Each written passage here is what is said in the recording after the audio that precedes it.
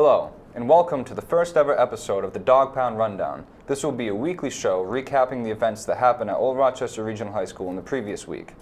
This show will cover all of the school's departments, from sports to drama, AFS, and any and all stories from the school that stand out.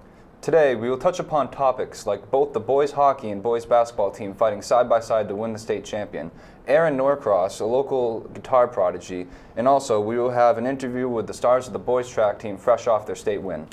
We will later have footage from the AFS Trip to California and finish with the week ahead with Principal Mike Devoll.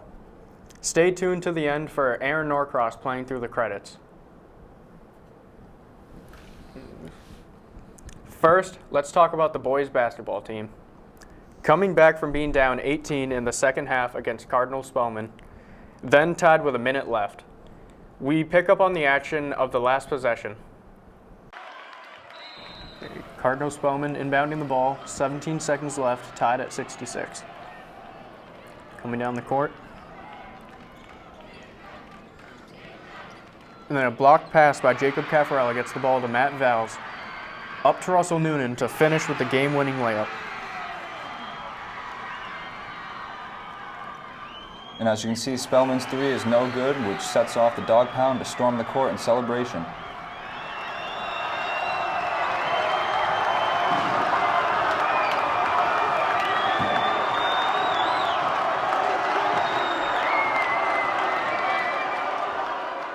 Then it was on to Mashpee for the Division III quarterfinals. The number 2 ranked Mashpee led the Bulldogs by 10 starting the fourth quarter. Well, trailing in the fourth seems to be where we want to be, quickly picking up on Mashpee's tail. Division III South quarterfinals, Old Rochester versus Mashpee. Matt Valls with a dominating tip-off. And it was also Matt Valls with the first point of the game.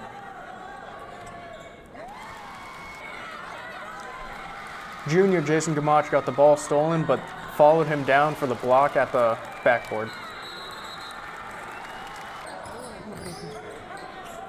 Bennett Fox with a good three. Bennett passes to Russell for a good three. Okay. And Russell Noonan again with another deep three.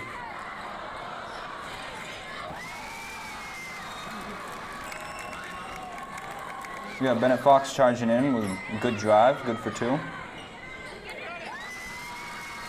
Passes to Matt V, shot is good. Bulldogs up by 1.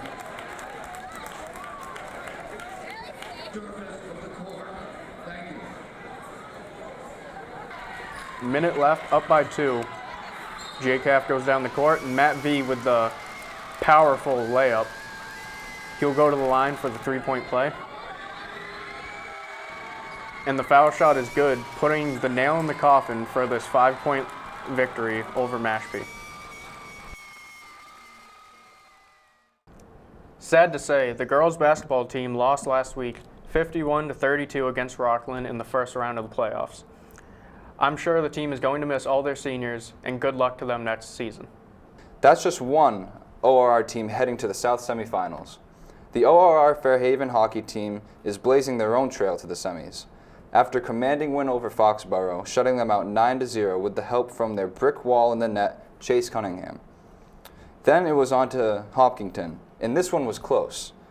Ending the third 3-3, Sam Henry with all 3 goals. Scoreless for the first overtime, it was Noah Strawn who came in clutch in double overtime to get the game-winning goal. The Dogs then beat their rival, Dartmouth, and are now on to the South Sectional Finals to play against Rockland. Next, I spoke with local guitar prodigy and ORR senior, Aaron Norcross, about his upcoming concert at the Cape Cod Melody Tent, a venue that has seen performers such as B.B. King, Leonard Skinner, and Willie Nelson. My name is Aaron Norcross, and I am in 12th grade at Old Rochester Regional High School. When will you be playing at the Melody Tent? I'll be playing the Melody Tent August 23rd of this year. It's a Wednesday night. What was it like when you got the offer to play at the Cape Cod Melody Tent? It was something else, to be honest, because I had the goal set when I was 14 and I began to play out on Cape a lot. And I said, by the time I said by the time I'm 17, I want to play the Melody Tent, but I'll be 18, so I was only like a couple months off. So when he finally said, "Hey, we want you to come play," with all these huge names, I don't know really. I couldn't really say anything. I just kind of sat there. I was like, "You're like serious, right?" Who else will be performing the night you are? It'll be Rick Derringer, who played "Free Ride." I don't know if many people know the song, but it's pretty popular. Barry Goudreau from Boston. And the person that I'm really looking forward to meeting is Jeff Skunk Baxter. He's the guitar player and founder of Steely Dan. He was also Jimi Hendrix's bass player in the 60s. So that's going to be something else. Is there a signature guitar you're going to use that night? It depends on the songs that we play. It depends on who I'll be playing with. Most likely I'll use my 61 reissue Strat that I have that we modded, and it's all blacked out. It's just completely black. What songs will you be playing? Like I said, it depends on who we'll be playing with. If I play like by myself and with like a band, I'll probably end up doing Elmore James's version of "The Sky Is Crying." Also made famous by like Stevie Ray Vaughan and like Jimi Hendrix. They all did that song. And then I play a lot of 50s music, like rockabilly, swing. So I'll probably end up doing something like that too, with like a horn section and a big band. So I'm looking forward to it. How long have you been playing guitar? I picked it up officially when I was 7, and that was when I took it seriously. But I was inspired by Pete Townsend of The Who to play at like 2. So I picked up the guitar when I was 2, put it down for a long time because I didn't want to practice. I didn't want to do anything. And then at 7, I saw it in my room, and I was like, you know what, I need to do this again. So then my 7th birthday, my parents bought me like a full-size Gibson guitar. And then from there on to now, I've been playing seriously out. Who are some of your role models and heroes in the guitar world? To start, obviously Pete Townsend. He's like the main inspiration why I'm like the biggest Who's fan on this planet, like no question.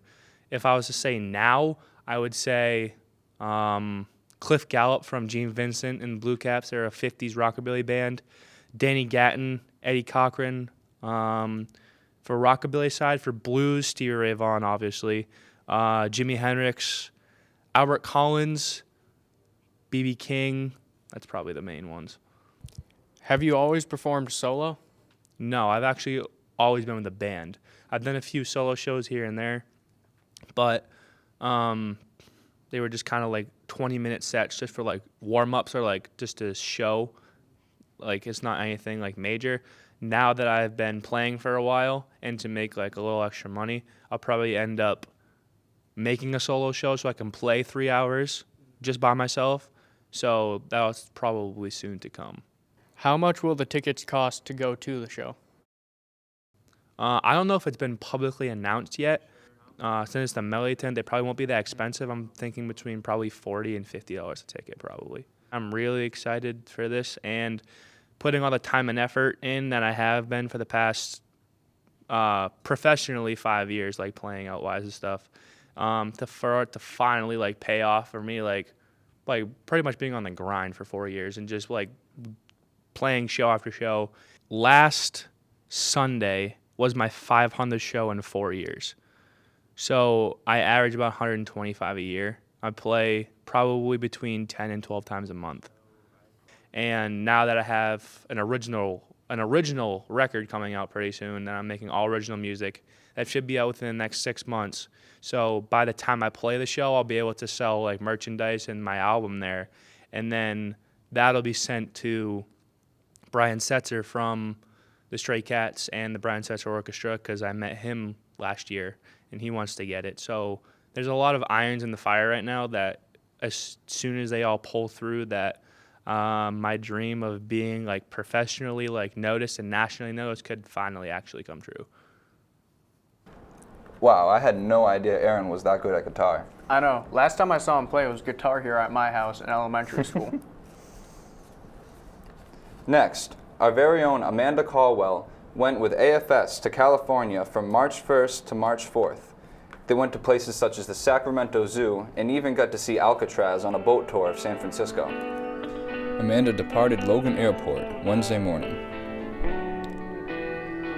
After a 6.5-hour flight, she landed in San Francisco and drove to her host's house in Sonora.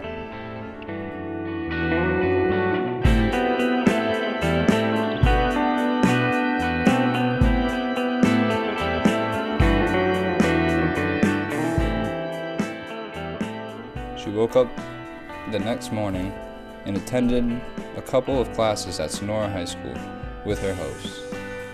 She got to walk around and explore downtown with the club.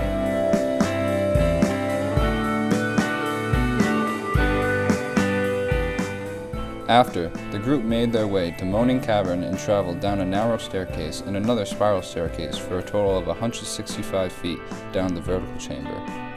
The guide spent time informing them about the formation of cave structures such as stalactites and stalagmites.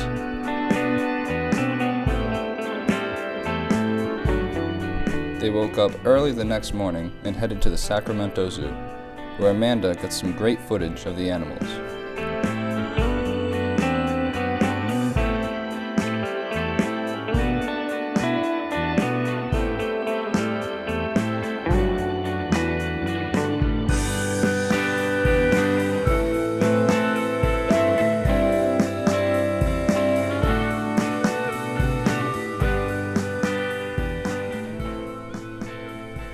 However, she wasn't a big fan of the howler monkeys. Listen to that scream.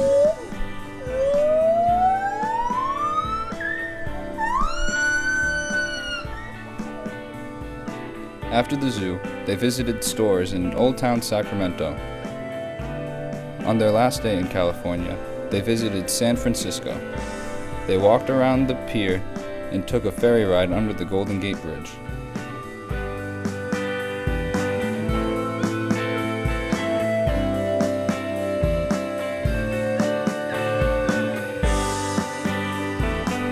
The club also got to see the island of Alcatraz, the site of an infamous federal penitentiary. Most of the people who wound up here were notorious murderers and bank robbers. And overall, it was a fun trip and a great opportunity for the club. A special thanks to Nurse Kim and Rhonda for making it all possible. This is a big year for sports at ORR. Not only were two teams fighting for states, one team had already won states. The ORR boys indoor track team this year were the Division 5 state champions for the first time in school's history. I talked with 3 stars from the team about this legendary season. I'm Jacob Davis. I'm with athletes on the track team. I'm Eli Spivak. Danny Renwick. And Will Hopkins. So have you guys been on the track team all 4 years through high school? Well, I have. I started my freshman year. I've done winter track all 4 years. Yeah, and I started my junior year, but I did winter and spring junior year. So. Have you played any other sports? Yeah, I started. I played hockey and baseball. Hockey in the winter and baseball in the spring. And I do baseball. I did cross country and football, but not every year. Yeah, I did cross country all 4 years too. But. Was the team confident going into this meet? I think so. I think so. I mean, we had less guys than most teams, so obviously we didn't have we didn't want to be overconfident, but I mean, I knew we thought we would have strong performances because we were seated pretty high, so we just had to execute. And yeah, I mean, we looked at the performance list before the meet started, and we saw where we could get our points, and we knew we could get around anywhere from 40 to 50 points, and we thought that could definitely put us in the range to win it. Yeah, we knew we had some top tier guys coming into this meet, younger guys stepping up for our relay teams. Yeah. So we knew we had a shot. We just had to execute. Have any colleges taken notice of your achievements on the track field? Yeah, well, I'm going to Williams College next year for track and field, and some other coaches have shown some interest as well. yeah, we've gotten letters and stuff and some emails and calls. I'm going to Boston University next year, and I'm not sure if I'll be running. I've talked to the coach twice, so I'll probably meet them and maybe do an overnight and see how it goes. And my main focus is baseball, so I've gotten interest and I've looked into it, but baseball is the main focus. What made you interested in being on the track team? I was terrible at basketball. I had nothing else to do. Yeah. Well, I did some high jumping the summer before junior year, so I knew I could high jump a little bit, and I don't know, I kind of was more enticing than hockey, so I decided to switch over and do track instead. Yeah, I did cross country. My original plan coming into high school was cross country in the fall, basketball in the winter, and lacrosse in the spring, and it didn't really work out. But I liked the people doing track, and I liked Bill and Cindy a lot, and doing cross country. So then Kevin Zacconi and Ben Roundsville told me to try hurdles, so I tried it. I really liked Sean, so just kept with it, and it was fun. How have Bill and Cindy kept you focused this season? I think they're really good at motivating us more with, we had nationals that we were really planning on doing, so that really motivated us to do well in that. But then I think when we realized as the season progressed how we could do at states, and the reality of possibly winning became more plausible, that it pushed us in practice a little more. Yeah, and they always reminded us that, we got to put in the work in practice, because, we do have the chance to, do really well at, meets like all states, New England's nationals, but we just have to put in the work in practice and work hard. Yeah, it's easy to get lost in the hype of track and our success as a team, but Bill and Cindy help us stay on track, and as much as they help us, we help each other by competing with each other at practice and pushing each other, so it all works out. I got a PB of 6'8" and a quarter that day, and so that helped me win the high jump, and I got a PB of 7.71 in the hurdles, which was better than the next kid. I beat the kid by 100th of a second, so that helped get some points. Yeah, I got my best time in hurdles. I improved by 0.02, but when you get to that point, that's a lot. So, I think I did around my best. I ran in the 7.8s. My best was 7.85. I think I got 7.88, something like that. But I think I was close, but I didn't get it. But if you go under 7, if you're within 0.05 of your best, then it's obviously a good performance. Is there anything else you'd like to add that I haven't asked you about? Nationals is coming up soon, March 11th. March 11th, and we're pretty poised with us three and Harry Smith being on our shuttle hurdle team, so a relay team of hurdlers. Right now, we're ranked pretty high in the country, top 6 get All-Americans, so as long as we show up and perform, we have a good shot at possibly being national champions. Yeah. Very possibly. Yeah. And we all 4 of us were there last year too. So at this point, we're kind of used to the environment. I don't think we're going to get freaked out by the big stage. So I think we'll all be ready to perform as best we can. Yeah, nationals is the last step in winter, because I know the next week we'll start spring track. And so me and Will did it sophomore year with Kevin and Ben, and that was the first time, and we got a school record, which was exciting. And then last year, we had me and Will, and then we started out with Danny and Harry, and we just barely qualified, and that was pretty exciting. So we went last year, and we didn't do as well as we planned, but we knew that we had the potential to get a lot better, and that none of us were graduating, so we all came back this year. And then this year we had our best run at the East Coast meet in Providence, and we just pushed ourselves a lot, and now since then we've PB'd considerably, all 4 of us, so we think that we can get under 30, which would hopefully get us All-American, and it'll be very exciting, because it's the first time we have the potential to actually do something as opposed to getting 20th or something. Best of luck. Thank you. Thank you very much. And now we have Principal Mike Devoll to give you guys the week ahead. Okay, hello everybody. This is the week ahead. This is a component of my email series that I put together for parents and students to try to highlight the activities that are happening in and around the school for the coming week. And this is a new forum to get that message out there, so this is awesome, and I'm appreciative of ORC TV's willingness to do this. So your guide to the coming week, the week of Monday, March 13th. Before we hit the weekly events, I want to draw your attention to the school website. Right on the front page of the school website, we have a new collection of recent Old Rochester sporting events that have been filmed by ORC TV. They're collected there for your reference, for your viewing, and it's quite an impressive production. So it's good to see our student athletes in a online forum where they can watch themselves play and watch their teammates. So into Monday, March 13th, 2017. Monday, it's a day 5 in our schedule, and we will have students taking the National Latin exam that morning. It's a 1-block assessment for students taking Latin. It's the National Latin Exam. We won't be running gym classes next week on Monday. All gym classes will be going to the the auditorium for a directed study. That evening, the Athletic Booster Club starts. It's their annual phone-a-thon, okay? And that's in the cafeteria. And it's a big night for all of our student athletes because they are the primary fundraising mechanism for our students. Without the Booster Club, we would lack any kind of benefits to a banquet for a team, any extra equipment, gear like sweatshirts, supplies for sports teams. When a soccer team needs soccer balls, they use their funds through the Athletic Booster Club. So it's a vital fundraiser.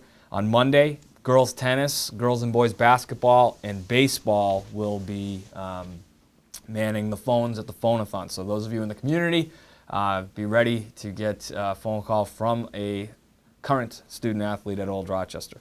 Also, there's drama rehearsal that night as we're getting closer and closer to production week of Joseph and the Amazing Color Dreamcoat.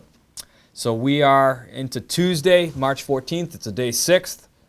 It's Pi Day, 3.14. So on Pi Day, the AFS Club will be selling whoopie pies in the lobby throughout the day. Another day without gym classes. The students will be reporting to the auditorium for a directed study.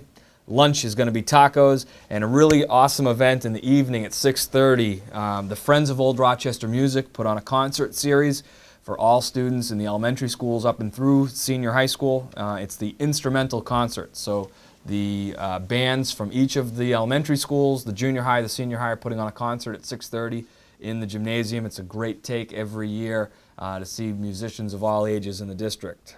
Also that evening, our parent-teacher-student organization will meet in the high school library. The PTSO is off the ground and running, and their monthly meeting is Tuesday in the library. On Wednesday, March 15th, beware the Ides of March. It's a day 7, and it's a early release at the high school. So students will have 4 shortened classes. There'll be about 55 minutes during the day, and a dismissal at 11:30. We won't serve lunch on Wednesday, March 15th. We'll be selling the rest of our whoopie pies in the lobby, and the gym classes will have their final day in the auditorium for a directed study. That evening on March 15th, there's an organization out of Sipican called the Anchor Monthly Meetings, and that happens at 6 o'clock in Marion. It's a great school and community and parents connecting event, so we always encourage people to go to the Anchor meetings. Booster Club phone-a-thon that night on Wednesday is boys tennis, girls and boys lacrosse, and that's in the cafeteria. It's the Booster Club phone-a-thon. We are into Thursday, March 16th, and it's a day 8 in our cycle. It's a quiet day here. Lunch is grilled cheese, and in the evening our phone-a-thon has boys and girls spring track in the cafeteria. And finally, Friday, March 17th is a day 1. We have a deadline for any student interested in taking an AP class next year. The AP contracts are due to the main office on Friday, March 17th, and the lunch is chicken fajita. That gets us through the week of events.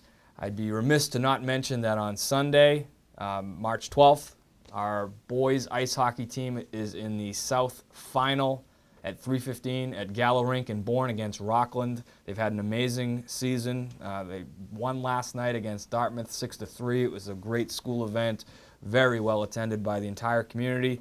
So if you're around on March 12th, 3:15, boys ice hockey, it's the finals of the South Sectionals, and their historic season we hope will continue beyond Sunday. Thank you, everybody. Thank you, RCTV, and go Bulldogs. Okay, that's all for today. Thank you for watching, and please tune in next week. Until then, have a good one. And remember to stay tuned for the credits to get a view of Aaron Norcross playing guitar for us.